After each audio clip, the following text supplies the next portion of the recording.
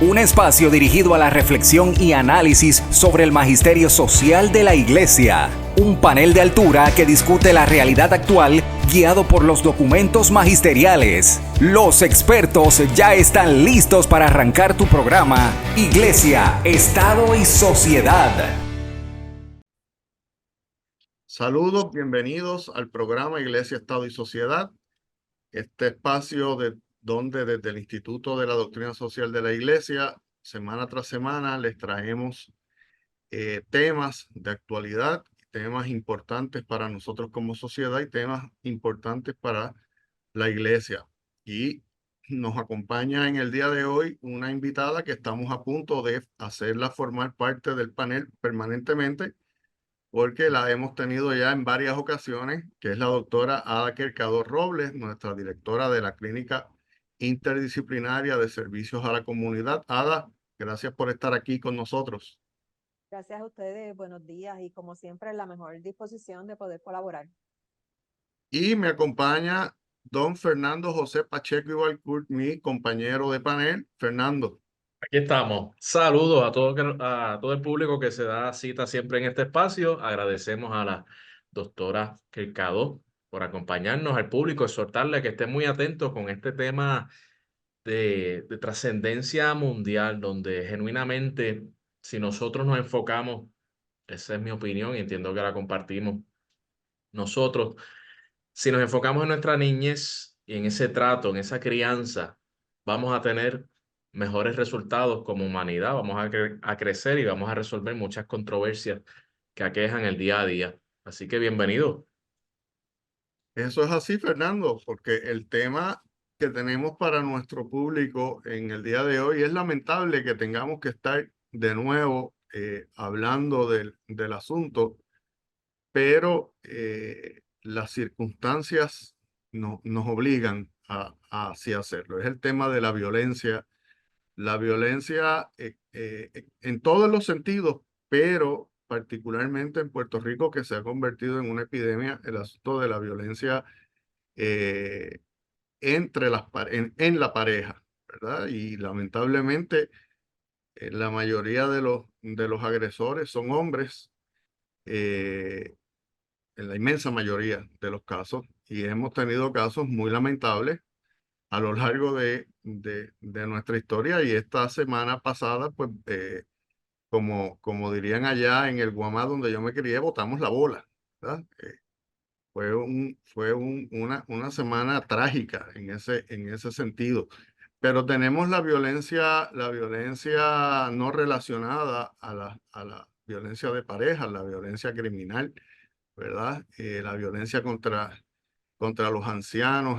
Hemos visto diversas manifestaciones de violencia en el país, y lo que queremos hoy es tratar un tema que, cuando hablamos de la violencia en general, casi siempre le caemos arriba al gobierno y nos olvidamos de que hay un asuntito que tenemos que hacer desde antes que el gobierno tenga que intervenir, que es cómo nosotros podemos criar para que nuestros hijos no sean violentos. Porque los violentos de mañana los estamos criando hoy. Y eso es lo que queremos traer ¿verdad? Para nuestro público. Ada, me gustaría, ¿verdad? Así en un término panorámico, ah, ¿qué, qué evaluación haces tú de lo que está pasando en el país, en Puerto Rico, con el tema de la violencia? ¿Qué refleja los niveles de violencia tan extremos que tenemos en el país? Mira, la violencia, como todos sabemos, es un problema multifactorial, ¿verdad? Y hay diferentes situaciones que de una manera u otra van a influenciar en la manera en la cual todos y cada uno de nosotros estamos respondiendo a los diferentes estresores, ¿verdad? Dentro de nuestras circunstancias particulares y con los recursos personales que nosotros contamos en este momento. Como tú muy bien mencionas, ¿verdad? Lamentable por demás, cada vez que las noticias nos mencionan de personas que fallecen, ¿verdad? Como consecuencia de algún acto violento.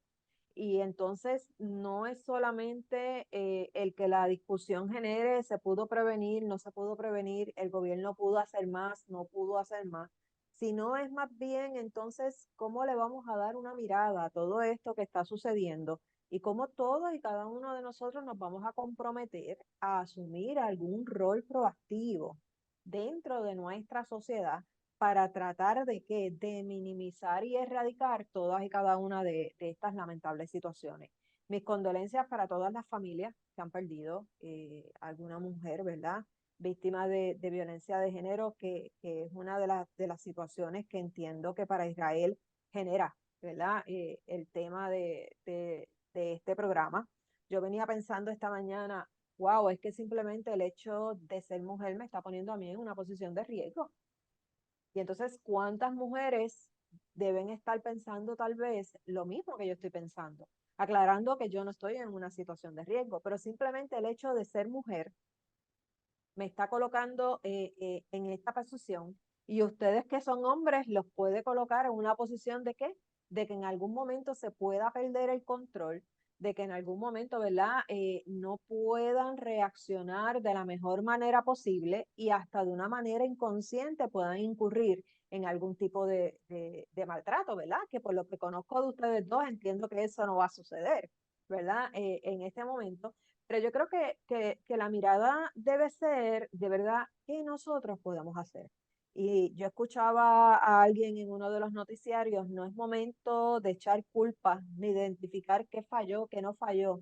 Vamos a evaluar de verdad si el andamiaje que nosotros tenemos a nivel gubernamental, a nivel de comunidad, de sociedad y lo que es más importante, lo que son nuestras metas, valores y principios familiares, de verdad están alineados a hacer algo para entonces que seguir fortaleciendo estos esfuerzos de prevención y en la medida de lo posible evitar que más personas sigan siendo lastimadas o que puedan fallecer por estos hechos.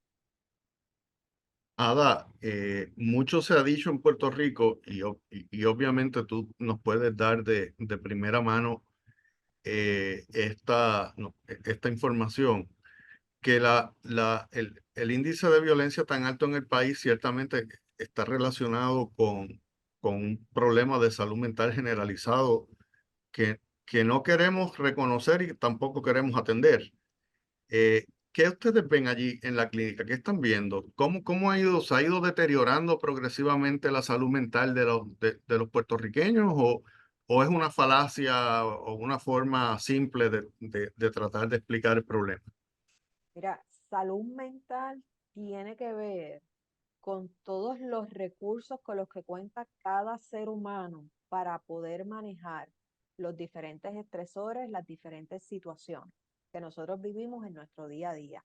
Así es que pensar salud mental como un único factor, ¿verdad? Y entonces tratar de estigmatizar a estas personas, ¿verdad? Que son violentas, que son agresores, bajo solamente un concepto de salud mental, pues entonces lo que estaríamos haciendo es como tratar de fragmentar y seguir categorizando y entonces buscando culpables, ¿verdad? ¿Qué nosotros estamos viendo en la clínica? Mira, desde la pandemia y ha permanecido, ¿verdad? Hasta ahora, las solicitudes por sintomatología de ansiedad. Ansiedad en un 3-1 o un 4-1, cuando, ¿verdad? Tratamos de buscar la relación que puede existir con personas que están presentando una sintomatología de tristeza profunda o de depresión. Pero en los últimos 2 años hemos visto que entre esos 5 principales motivos para solicitar servicio están los problemas de relaciones, los problemas de pareja y los problemas de relaciones familiares. Así es que tratemos de imaginarnos dónde nosotros estamos ubicados en este momento histórico en el que los que contamos con recursos económicos no son suficientes por la inflación, ¿verdad?, que nosotros tenemos ahí. ¿Cuánta accesibilidad nosotros tenemos a los diferentes servicios que nosotros necesitamos? Porque no es solamente servicios de salud mental. O sea, ¿cuánta accesibilidad tienen nuestros estudiantes para una educación de excelencia y de altura, independientemente están en un sistema público, en un sistema privado, una universidad privada, una universidad pública? Lo que tiene que ver con la transportación. O sea, tenemos que ver que son tantos y tantos y tantos los estresores y tal vez el que nosotros podamos reconocer cómo yo resuelvo mis problemas, cuál es ese proceso mío de toma de decisiones, cómo yo manejo el coraje, cómo yo manejo la frustración. Y lo que es más importante, si de verdad yo puedo respetar la dignidad de ese ser humano, que puede ser mi papá, mi mamá, mi pareja, pueden ser mis hijos, o sea, esa persona que es significativa y que si en algún momento dado yo no puedo estar en control de lo que es mi bienestar emocional, puedo estar en riesgo de caer en algún tipo de conducta, de negligencia o de maltrato hacia esa persona que está a mi lado. Sí, Interesante. Ada, de lo que mencionas me vienen tantas cosas a la mente porque es un tema el cual nos afecta a todos, nuestras familias, nuestras amistades, los entornos sociales, del mismo modo en el trabajo. Es un tema muy crucial. Y me viene a la mente cómo también en ocasiones el mismo autoestima, hablando de este respeto a la dignidad, el mismo autoestima del agresor o la agresora, pues se ve afectado a un nivel que entonces no se reconoce con una dignidad suficiente y entonces pues tampoco puede respetar la dignidad del otro. Me acordé del caso reciente que hubo y que ha ocurrido en el pasado, lamentablemente, de este varón que asesina a su pareja y posteriormente pues él toma la decisión de suicidarse. ¿Cómo nos puedes abundar un poquito de cómo en estos tiempos se ha lacerado esta valorización propia de esta importancia que tiene cada ser humano, cómo también se ha afectado este autoestima por por este paradigma del consumo tan acelerado y tan burdo de que soy lo que tengo y si no lo tengo, pues no soy, no valgo nada. Nada, ya redondeando un poquito esta pregunta tan larga que te he hecho, lo que quisiera fuera que nos abundaras un poco de cómo podemos trabajar con el autoestima y cómo también del mismo modo este autoestima afecta lo que nosotros vayamos a proyectar hacia los demás. Mira, la literatura nos permite poder identificar cuáles son esas características, ¿verdad? Que podemos atribuir a una persona que es maltratante. Del mismo modo, la literatura nos provee unas características de lo que podemos identificar en una persona que es víctima de maltrato.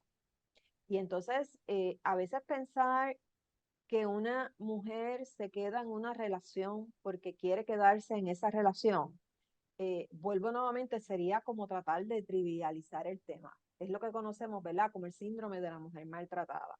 Y a veces pensamos que wow, el andamiaje nos provee mucho, pero ¿cuántas veces, verdad? Y ustedes son abogados.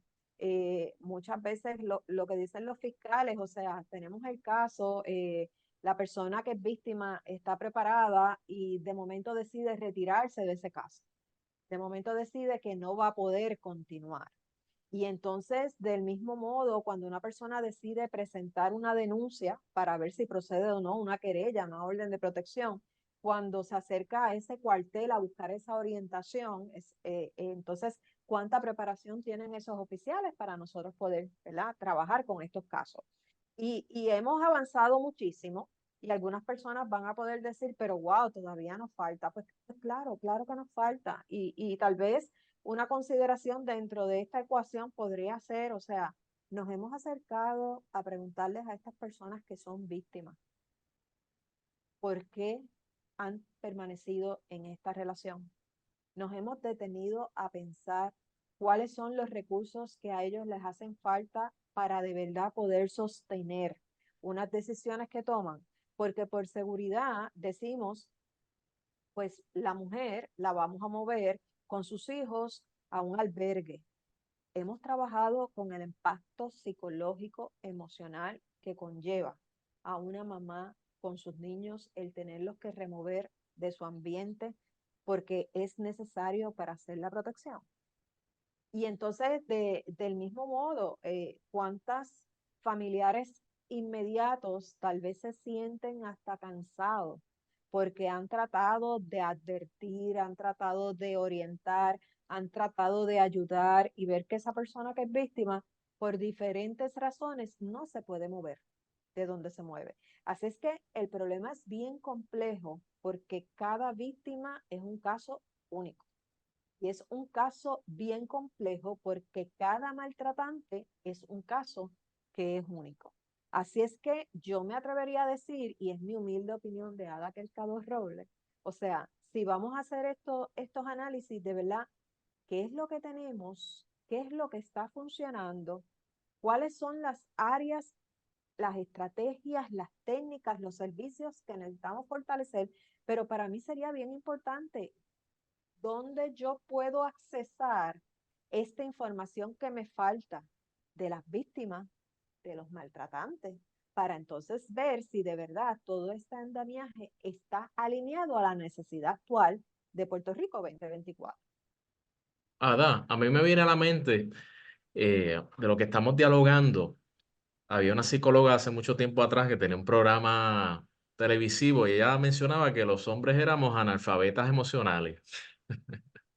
Entonces, un poquito en esa línea, me gustaría, como especialista, que nos abundaras. Yo, lamentablemente, pues he conocido hombres maltratantes y del mismo modo mujeres maltratantes, ya un poquito más a nivel psicológico. Pero ¿por qué se da esta dinámica, tú como especialista en la conducta humana, por qué se da esta dinámica de que, como regla general, es el hombre quien suele ser más violento y más agresivo en el aspecto físico y desencadena entonces en una muerte? Mira, ¿qué podría decir, verdad? Sin faltar al respeto de los caballeros que puedan estar escuchando este programa. Yo creo que tú mismo mencionaste el punto.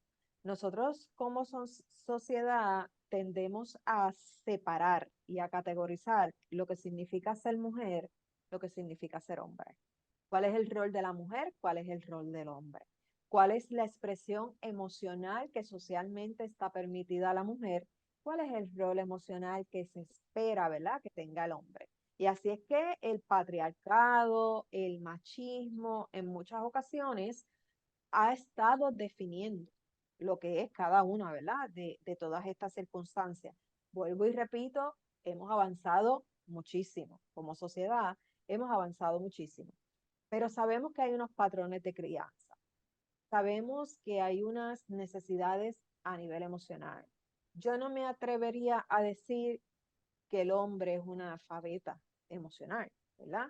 Yo más bien me atrevería a decir que tal vez en esos procesos de crianza no le hemos enseñado a nuestros hijos a cómo identificar sus emociones, cómo nombrar sus emociones y cómo buscar una mejor manera de gestionarla. Y tal vez, ¿verdad? Para aquellos que me siguen en Tu Bienestar Emocional los martes por aquí por la emisora, saben que soy una fiel defensora de todo lo que tiene que ver esos procesos de educación en cuanto a nuestro bienestar emocional, porque yo creo que de ahí es que nosotros podríamos comenzar a sembrar la semilla para ver si a futuro nosotros logramos ver un cambio. Porque no es que las personas que son maltratantes ahora no puedan recibir los servicios que necesitan, pero entonces era lo que decía Israel en la introducción, o sea, ¿qué hacemos con el problema que ya tenemos ahora? Pero entonces, ¿qué cosas están a nuestro alcance para nosotros que somos padres, que estamos criando a nuestros hijos, ¿verdad? Y que entonces puedan tener la oportunidad de llevar una relación de pareja que sea diferente y que cuando hayan problemas, cuando hayan frustraciones, cuando la situación sea de tal magnitud que hayan agotado todos sus recursos y que lamentablemente la separación o el divorcio sea una opción, pues entonces que no hayan estas medidas de poder y control, ¿verdad? Y que la persona que se sienta que es víctima pueda manejar esa dependencia emocional para poder gestionar de la mejor manera posible lo que va a ser su nueva realidad. Muy bien, tenemos que ir a la pausa porque ya es momento de la pausa. Pero al regreso, Ada, quiero precisamente que abundemos un poco más en esos temas del proceso de crianza, ¿verdad? Qué hacer, qué no hacer, qué puede ser beneficioso y qué no, sabiendo, ¿verdad? Que cada cual es un mundo aparte. Así que no se nos retiren, que en breve regresamos a Iglesia, Estado y Sociedad. Iglesia, Estado y Sociedad.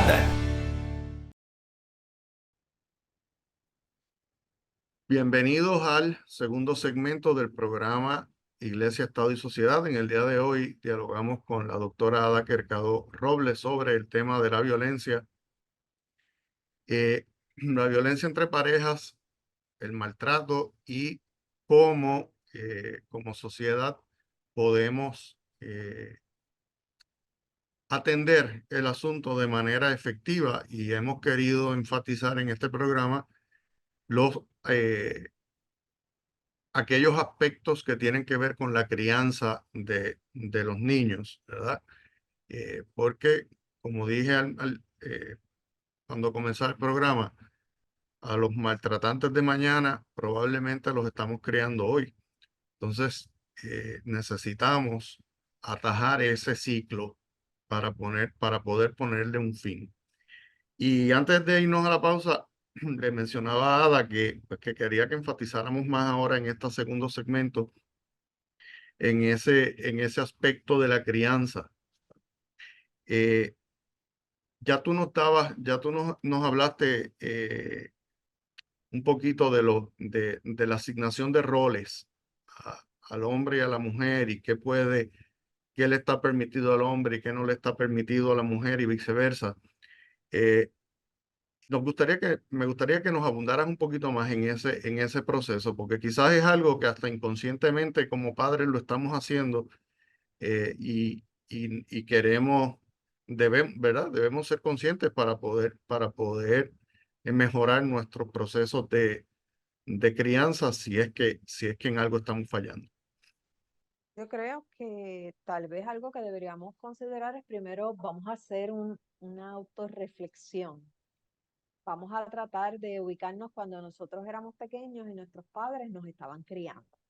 ¿Cómo fue ese proceso de crianza?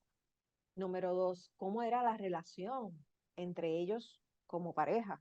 Y tal vez, ¿verdad? Con el conocimiento que muchos de nosotros tenemos hoy, con la experiencia que hemos ido ganando, tal vez podríamos identificar que en algunos de nuestros hogares hubo violencia, que en algunos de nuestros hogares hubo maltrato. Y en muchas ocasiones, mientras fuimos adolescentes y íbamos creciendo, nos imaginábamos que cuando nosotros tuviéramos pareja y que nos fuéramos a casar, no iba a ser ni como mami, no iba a ser ni como papi. Y nosotros decíamos, yo no le voy a hacer eso ni a mi pareja, ni le voy a hacer eso a mis hijos.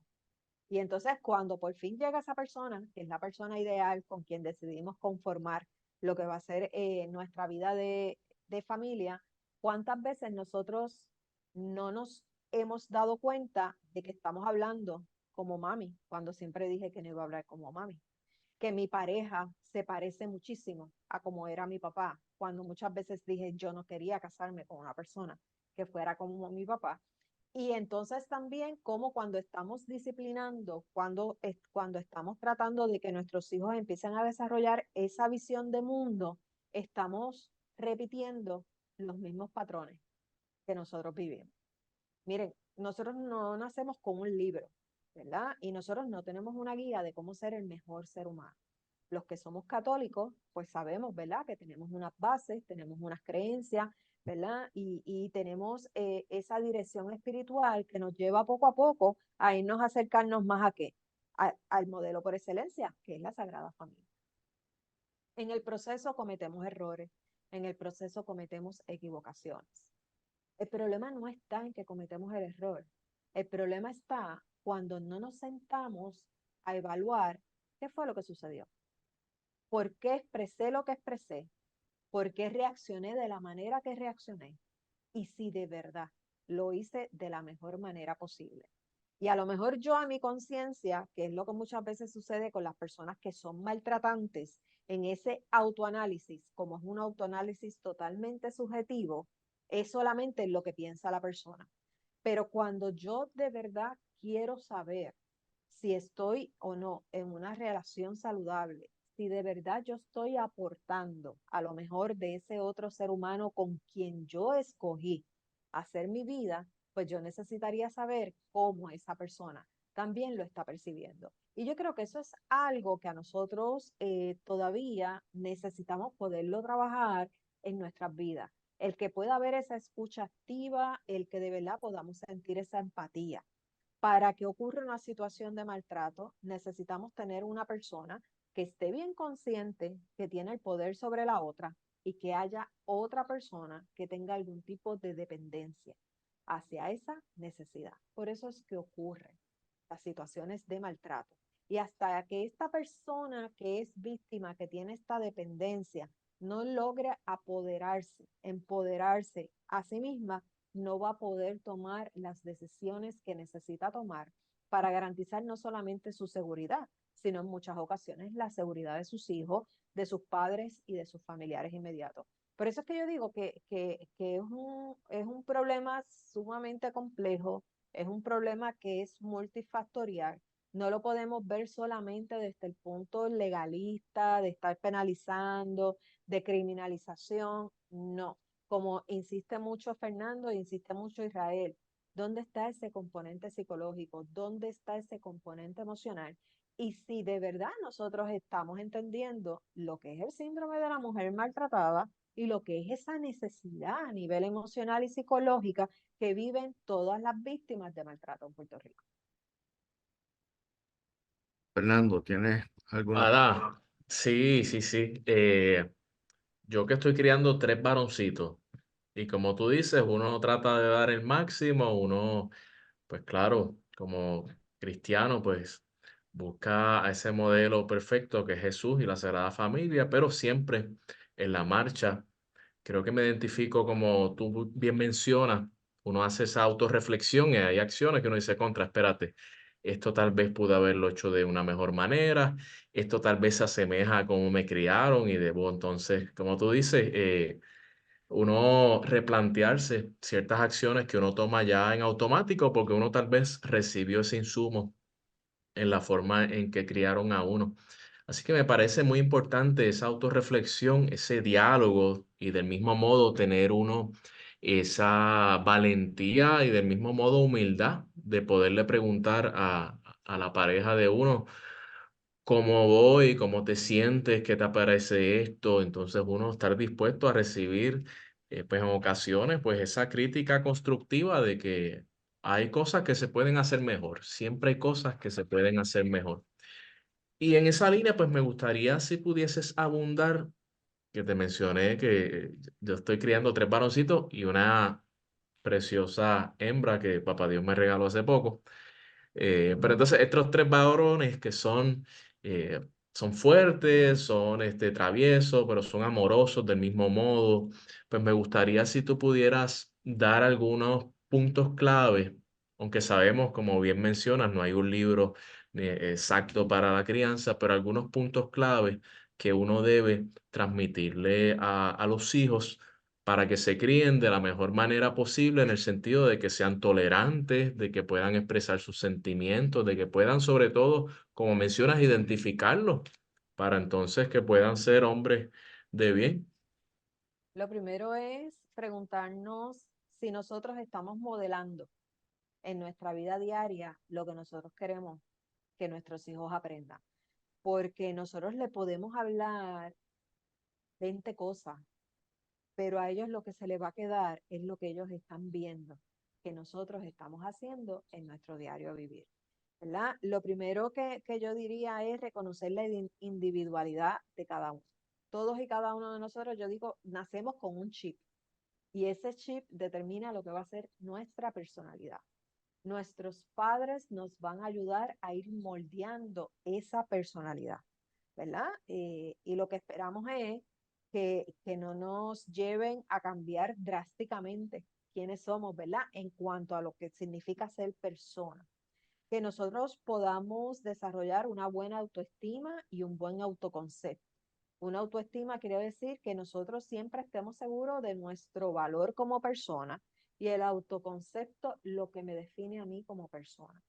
Y yo creo que tenemos que seguir rompiendo todos estos patrones de que las niñas deben esperar a las princesas y que los niños son esos príncipes que van a rescatar a esas damiselas que están en necesidad. O sea, no podemos seguir trivializando ni romantizando lo que implica tener una relación de pareja, lo que significa ser familia. El que yo venga de un hogar maltratante no quiere decir que yo voy a repetir esos patrones. Hay una mayor probabilidad de repetirlo cuando yo no hago ese ejercicio de autorreflexión. Número 2, tenemos que romper el estigma de lo que significa, ¿verdad? El rol del hombre como esposo, del rol del hombre como papá.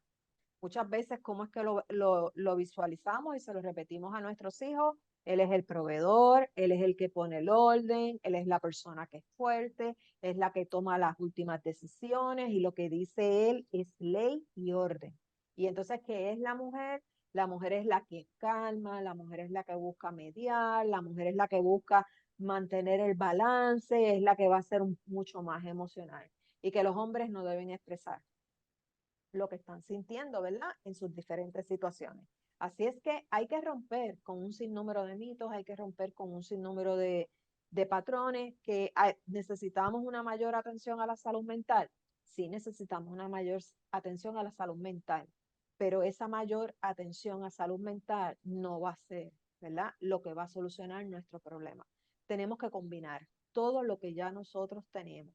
Y lo que es más importante, que cuando cualquier persona que es víctima se acerque a nosotros, vamos a tratar de entender cuál es la situación que tiene esa persona. Vamos a tratar de ponernos en sus zapatos.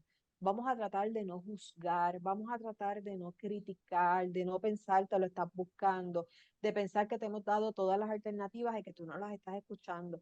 Cada mundo, cada situación es única y tiene unas particularidades en cada una de las situaciones. Y entonces lo que es más importante, vamos a tratar de conectarla con esos recursos de apoyo, que es lo que tiene en la sociedad. Y entonces tendríamos que ver cómo dentro de esa ecuación añadimos a la familia, añadimos a la familia. ¿Para qué? Para que pueda ser un recurso de apoyo para esas personas. Hace muchos años, no recuerdo el año exactamente, nosotros ganamos una asignación de fondos federales con el Departamento de Justicia y tuvimos una alianza entre la Clínica de Asistencia Legal, la Casa Protegida Julia de Burgos y la Clínica Interdisciplinaria. Y en un año, de una manera orgánica, aquí en la región sur de Puerto Rico, combinando lo que tenía que ver, ¿verdad?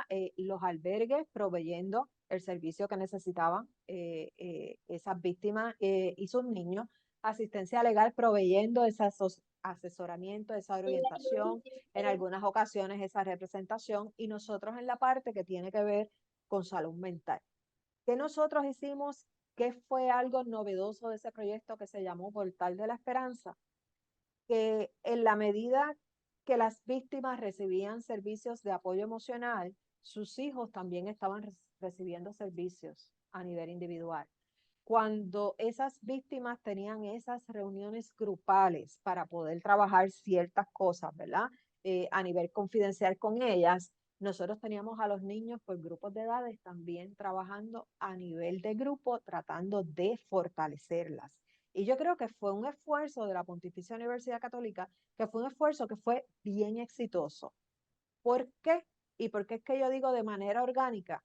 Típicamente, ¿verdad? Cada uno de nosotros estamos trabajando, nos llamamos, nos hacemos los referidos. Muy pocas ocasiones contamos con los recursos para poder entonces, ¿verdad? Hacer un trabajo en equipo con unas poblaciones que están en mayor necesidad. Y nosotros lo que vimos, ¿verdad? Al final de ese año es que el porciento de víctimas que pudo romper con el ciclo de violencia doméstica, que pudo reinsertarse en la sociedad, aquellas personas que por razones de seguridad hasta tuvieron que trasladarse a Estados Unidos principalmente, ¿verdad? Porque en ese momento era la mejor opción, pudieron hacerlo. Pero ¿qué les ayudó en todo ese proceso? Mira, éramos tres organizaciones que estábamos trabajando en conjunto. No tenemos ya los fondos federales, pero seguimos trabajando en alianza y seguimos tratando de dar lo mejor que se puede. Y yo creo que de eso es lo que se trata. Vamos a mirar todas estas organizaciones sin fines de lucro que están ofreciendo los servicios. Vamos a mirar qué es lo que ha sido exitoso en todos y cada uno de esos grupos y vamos a ver entonces cómo podemos replicar en más regiones esos esfuerzos que han sido exitosos. ¿Para qué? Porque si queremos evitar que más personas fallezcan, necesitamos tener más recursos, que los recursos estén accesibles.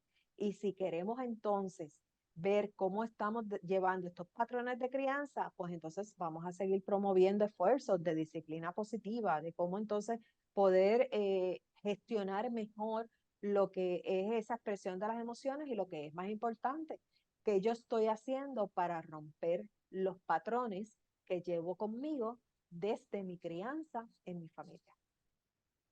Definitivamente hay algo con lo que no puedo estar más de acuerdo contigo, y es que estamos tratando de darle una solución estándar a un problema que no es estándar, porque como tú muy bien has dicho, cada víctima, cada agresor es un caso en sí mismo. Tú mencionabas el asunto del apoyo comunitario. Yo personalmente creo muchísimo en la labor comunitaria para el mejoramiento yo creo que casi todos los problemas sociales, si no todos, que vivimos nosotros como pueblo. Las organizaciones de base comunitaria han demostrado que tienen una capacidad que ciertamente el gobierno, con todos sus recursos y todo el andamiaje burocrático, le es imposible hacerlo. Y no podemos caer en la trampa de cada vez que viene otro caso de violencia más, volver de nuevo con la misma retraída de críticas al gobierno, al sistema judicial, al gobierno central, ¿verdad? Y en este último caso de la semana pasada empezaron a echarse la culpa de un lado y del otro. No podemos seguir en eso. Tenemos que tomar medidas y medidas serias para atender el problema. Te quiero hacer una pregunta, ya quedan un par de minutos todavía del programa. ¿Cómo nosotros podemos darnos cuenta, porque muchas veces esto pasa desapercibido, que estamos teniendo algún problema para manejar nuestras emociones o nuestros hijos están teniendo un problema con el manejo de sus emociones, ¿verdad? Y que necesite buscar ayuda, más allá de esta autorreflexión que tú me mencionabas? Mira, algo que nosotros debemos tal vez considerar es cada vez que yo estoy bajo una situación de coraje, cómo es que yo estoy reaccionando a ese coraje y si tengo o no un control de impulso. Si cada vez que tengo coraje tengo que romper cosas. Si cada vez que tengo coraje tengo que estar insultando a esa otra persona. Tengo que estar amenazando o tengo que estar golpeando a la persona. Yo creo que eso es algo, ¿verdad?, que nosotros debemos de mirar. Cuando en esa necesidad que tengo porque amo demasiado a esta otra persona, hay unos celos que son constantes. Yo tengo que estar diciendo cómo te vas a vestir, a qué hora tienes que llegar, a qué hora vas a salir. Cuando a pesar de que estás trabajando, yo tengo que tener un control de tu cuenta de banco, de lo que son, cuáles son todos y cada uno de tus gastos, que si tú vas a salir, no puedes salir sola, no puedes salir solo. Esas son cosas que nosotros tenemos que ir mirando, ¿verdad? Dentro, obviamente, lo que puedan ser esas posibles señales físicas, de agresiones físicas, ¿verdad? O lo que son los golpes. Eso es algo que también nosotros debemos de estar mirando, esos cambios en los patrones de conducta. Cuando ya entonces con quien único compartía era con la familia y ahora ya ni tan siquiera con la familia comparte, ¿verdad? Hay unas conductas que pueden que sean de aislamiento de la persona que es víctima para que no se den cuenta de lo que está sucediendo, como puede ser parte de esa conducta de control que tiene esta otra persona. Si tú me dejas, yo me mato, yo te mato a los nenes, si tú me dejas, ¿verdad? Yo me voy a suicidar, te mato a ti, me mato a mí. A veces pensamos, ¿verdad?, que la persona nunca lo va a hacer, pero en realidad nosotros estamos dispuestos a poner las manos sobre fuego por una persona que nosotros pensamos que conocemos y que me está amenazando de esta manera. Yo creo que esas son algunas de las señales. Con nuestros niños, con nuestros adolescentes, cuando están jugando, ¿cómo reaccionan cuando están perdiendo? ¿Cómo reaccionan cuando están ganando? ¿Cómo reaccionan cuando nosotros tenemos que poner esos time out? Cuando nosotros tenemos que castigarlos porque han hecho una conducta que no es adecuada y entonces se les quita algún privilegio. O si cada vez que yo entonces los tengo que castigar, tengo que recurrir al castigo físico, ¿verdad? Porque es lo único que aprendí a poder hacer. Yo creo que en términos generales son todas estas señales. Y cualquier persona que me esté escuchando, ¿verdad? Si en algún momento identifica que puede ser víctima de maltrato físico, de maltrato psicológico, por favor que busque ayuda, que busque ayuda. Puede llamar a la línea Paz marcando el 988 para entonces poder tener una persona, ¿verdad? En la línea del Departamento de Salud que está disponible 24/7 para atender cualquier tipo de situación o crisis emocional que pueda surgir. Por supuesto que llamen a la oficina de la Procuradora de las Mujeres al 787-722-2977.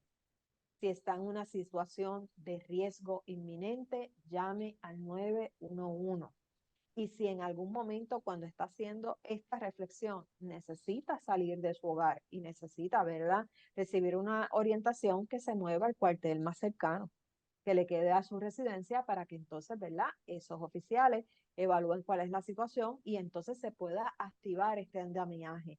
Recordemos que el andamiaje que se activa bajo todo lo que tiene que ver la ley de violencia doméstica es un andamiaje que de por sí solo no es suficiente. Necesita de la participación activa de quienes, ¿verdad?, hemos sido identificados como víctimas, de esos familiares, de esas personas que están más allegados y de nosotros como sociedad. Esa es la parte más importante, porque hasta tanto y cuanto una persona que se identifica como víctima no siente que de verdad puede contar con ese apoyo, llevar este proceso sigue siendo una carga demasiado pesada, en especial si no cuenta con todos esos recursos de apoyo, no solamente legal, lo que tiene que ver esa intercesoría que sabemos que estamos, esos referidos para los servicios psicológicos, ¿verdad? Y de salud mental que pueda tener, o sea, tenemos que verlo, como dice Israel, o sea, esto es un todo, no lo podemos fragmentar. Y al ser un problema tan complejo y multifactorial, necesita del compromiso de muchas personas. No todo puede ser el tribunal, no todo puede ser la policía, no todo puede ser el gobierno. Todos y cada uno de nosotros podemos hacer algo. ¿Para qué? Para intentar salvar una vida.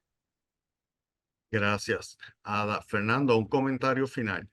Sí, muy interesante todo esto. Yo creo que me gustaría dejar al público con esta pregunta, que se puedan identificar si están en un ciclo de violencia, que seamos lo más honestos posible y que nos dirijamos a las agencias, lugares y personas que nos pueden ayudar a romper ese ciclo de violencia y del mismo modo identificar si conocemos a alguien dentro de nuestro entorno que está tal vez en ese ciclo de violencia.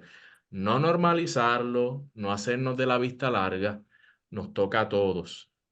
Por último, me pongo a la disposición de todos los que nos escuchan. Si tienen alguna situación, estamos en la Pontificia Universidad Católica de Puerto Rico disponibles tanto las clínicas de asistencia legal como las clínicas interdisciplinarias para ofrecer nuestros servicios y del mismo modo canalizar cualquier tipo de ayuda correspondiente. Bueno, lamentablemente no tenemos tiempo para más. Solo me queda darle las gracias a Ada por haber sacado este rato para estar con nosotros, a nuestro público por su ¿verdad?, sintonía semana tras semana, a mi querido Fernando, que siempre está disponible, y exhortar a nuestro público a que nos enrollemos las mangas, y como dicen por allí, metamos mano, porque el problema es un problema social, lo tiene que resolver la sociedad. y la sociedad somos cada uno de nosotros. Así que con ese pensamiento los dejo y los espero la próxima semana en otra edición más de el programa Iglesia, Estado y Sociedad. Que tengan muy buen día. Buen día. Buen día. Iglesia, Estado y Sociedad es una producción del Instituto de Doctrina Social de la Iglesia de la Pontificia Universidad Católica de Puerto Rico. Tienes una cita la próxima semana a esta misma hora, porque el análisis y la reflexión continúan. Iglesia, Estado y Sociedad, una producción de la Pontificia Universidad Católica de Puerto Rico.